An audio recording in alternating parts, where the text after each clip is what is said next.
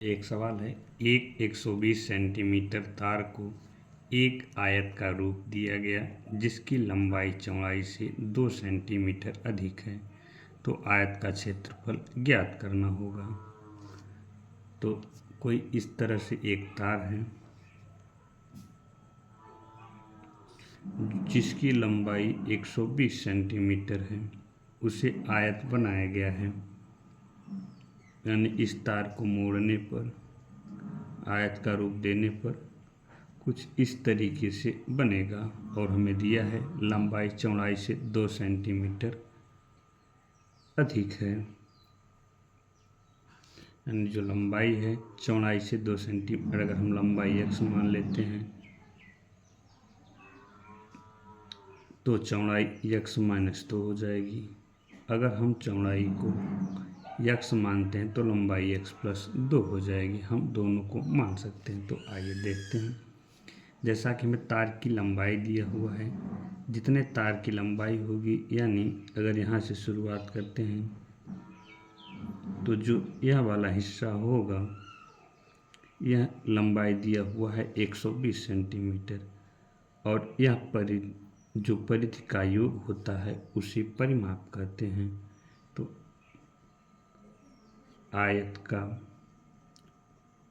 परिमाप बराबर 120 सेंटीमीटर और हमें दिया है लंबाई और चौड़ाई। और आयत परिमाप का सूत्र होता है 2 गुणित लंबाई प्लस चौड़ाई। 120 दिया हुआ है, लंबाई x और x प्लस 2 लंबाई, लेकिन हमने x लंबाई माना है तो चौड़ाई x माइनस 2।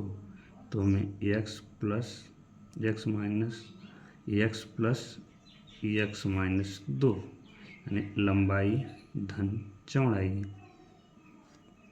2 से 60 हो गया, इधर जुड़ गया, इधर माइनस है, इधर आएगा प्लस होगा।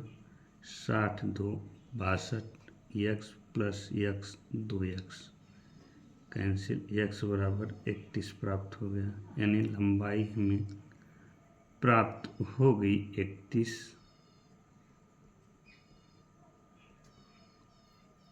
और चौड़ाई 2 कम है लंबाई से, तो चौड़ाई हो जाएगी 29। अब हम इसे क्षेत्रफल ज्ञात करना होगा, क्योंकि हमें इसमें क्षेत्रफल पूछा है। तो आयत का क्षेत्रफल बराबर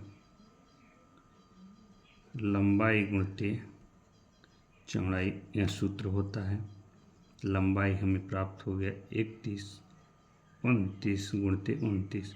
इन दोनों का गुणा करने के लिए हम गुणा कर लेते हैं या इसे और तोड़ लेते हैं। तोड़ने का मतलब 31 प्लस 1 30 प्लस 1 30 माइनस 1 इसे लिख सकते हैं। अब हम इसे a plus B A minus B के रूप में हो गया।